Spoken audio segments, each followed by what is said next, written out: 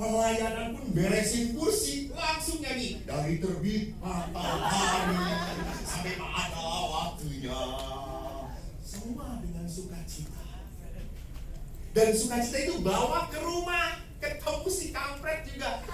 Yesus amat setia. Tuhan Yesus baik. Pada suami Anda. Anda para suami melihat istri Anda cerewet langsung. Dalam Yesus kita bersaudara. Pasti istri Anda akan berubah dan berkata, gila. Namanya optimisme. Dan optimisme itu lahir dari apa? Dari keyakinan Tuhan menyertai. Bapak, Ibu, saya selalu cerita. Saya kalau lihat sejarah kehidupan saya ini anak bodoh ranking 35. Oh.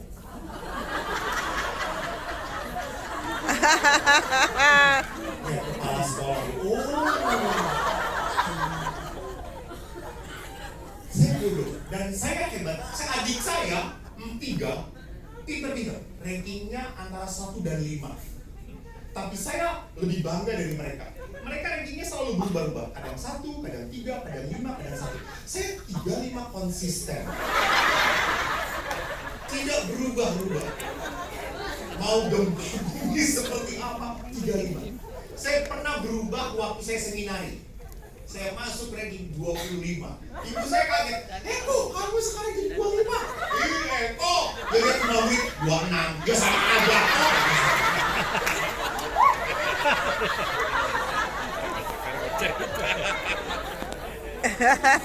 Bapak saya itu yang dicari Mas Tom. Matematika nilai 10. Cerita. Saya dapat 5. Oh, 5. Asik. Lalu ayah itu berkata, 5 begitu bahagia. Ada yang 3 kok, ada yang 3. Nggak mungkin. Salah bersyukur. Dan karena saya ini bodoh, saya kalau belajar lama, betul, lama. Tetapi kehebatan saya adalah kalau menjelaskan, orang selalu jelas. Karena kalau saya jelas, kalau saya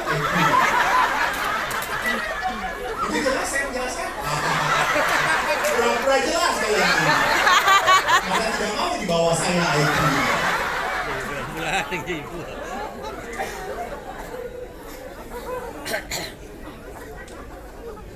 Yang keenam, Roh Kudus mendorong kita untuk melakukan perbuatan baik demi kerajaan surga. Jadi lihat di sini, saya berbuat baik, saya melayani bukan supaya saya terkenal, bukan saya dipuji, bukan. Karena inilah cara saya memuliakan Tuhan. Inilah cara saya mencintai Tuhan. Saya di rumah retret pernah ditanya oleh seorang anak kecil. Dia kagum. Ini Romo ya? Ya betul. Wow, Romo itu pemimpin gereja Katolik ya? Ya, kami pelayan gereja Katolik. Oh, Romo katanya tidak kawin ya? Betul. Dan dia dengan tenang menjawab, Romo ini homo ya?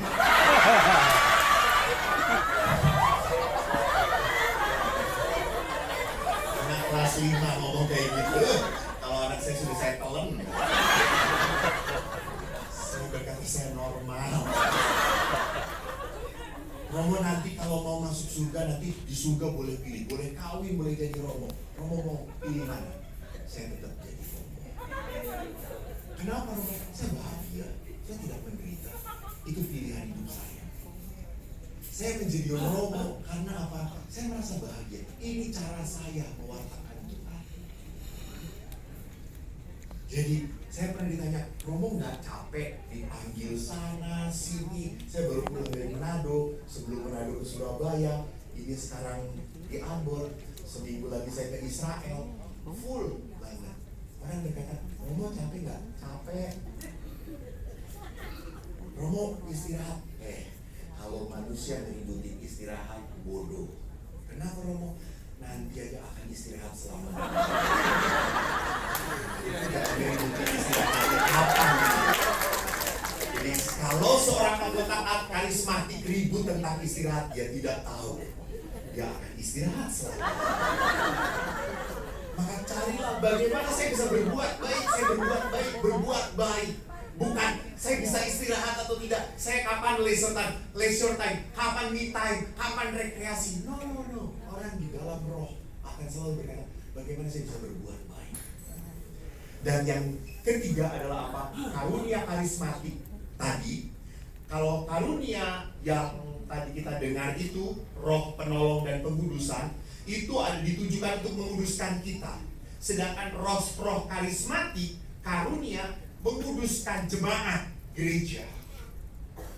Jadi kalau dua roh tadi pasti kita dapatkan, betul atau tidak? Kalau roh karismatik belum tentu Anda mendapatkan.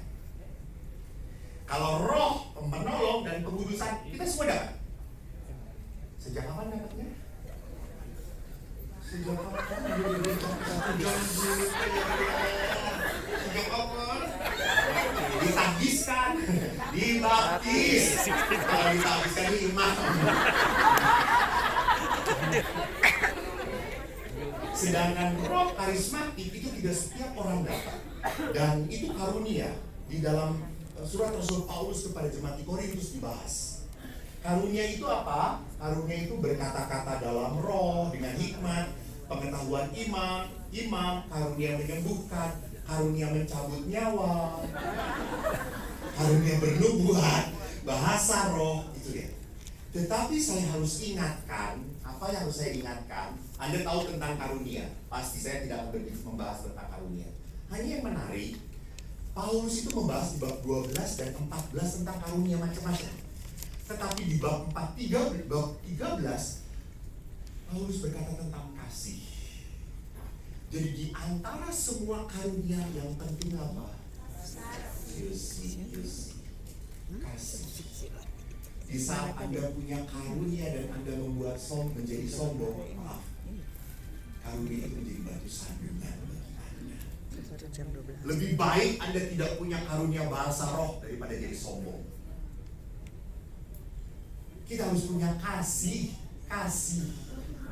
Karena apa? Dikatakan di dalam Lumen Gentium, maka Allah itu memberikan karunia kepada masing-masing menurut kehendaknya. Terserah Tuhan. Bukan berdasarkan prestasi. Tuhan mau ngasih kepada dia, ya enggak apa-apa. Jadi Anda jangan tersinggung kalau dalam pelayanan, oh dia lebih dipakai oleh Tuhan ya. Ya sudah. Bukan berarti Anda dibuang oleh Tuhan. Tidak. Allah tetap memakai Anda. Allah tetap memakai Anda. Dulu kan saya pernah cerita, ada satu pastor di Pratista yang kalau mendoakan dahsyat ya, selalu dikabulkan. Puasa doanya hebat banget. Orang datang kepada dia untuk didoakan. Saya pernah masuk ke pastoran, ada 3 orang ibu. Saya tanya, Bu, mau ngapain? Mau didoakan Romo. Oleh siapa? Romo itu. Mana dia? Itu sedang di dalam, sedang mendoakan. Kami nunggu sejak sore Romo. Ngantri. Oh, ya sudah, saya doakan saja sedih. Apa jawab ibu itu? Nggak mau, saya masih mau hidup.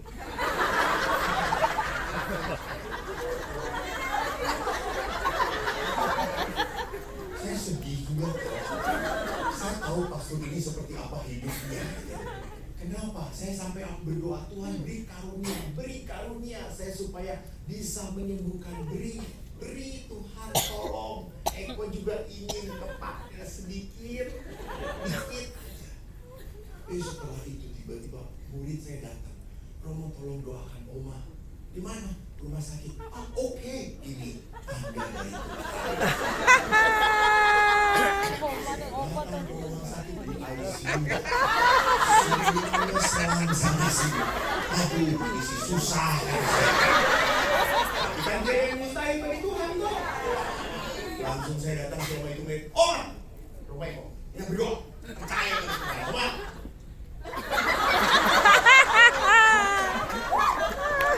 Saya langsung nyanyi kau terbatas kuasa-Mu Tuhan, semua dapat Kau lakukan.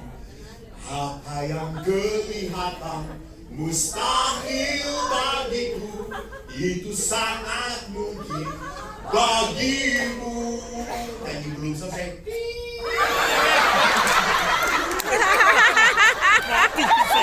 Guys, yun.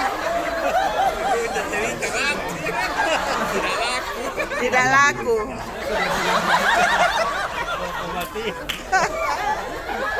Dan saya langsung tanya, kenapa Romo nggak tahu?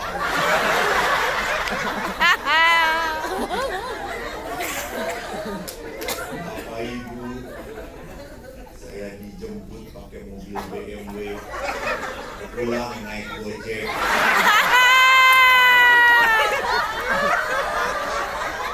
Boro-boro dapat amplop. Terima kasih juga kagak ada.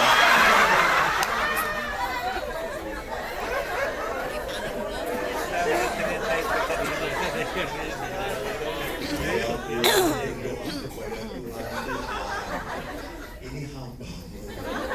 Kalau Kau mau manggil sopan sedikit. Setelah hamba pulang, baru ini dengan doa dengan penuh iman.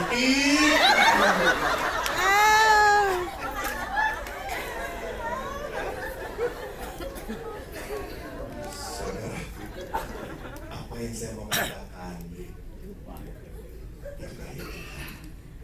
Jadi kalau Tuhan mau memilih Anda atau tidak, terimalah dengan rasa syukur, bergembira, terima dengan syukur dan gembira.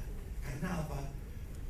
Seperti apapun roh ada dalam hidup Anda, seperti apapun roh akan memakai Anda, tapi tidak seperti yang Anda mau, seperti yang Tuhan mau. Tuhan memberkati. Terima kasih.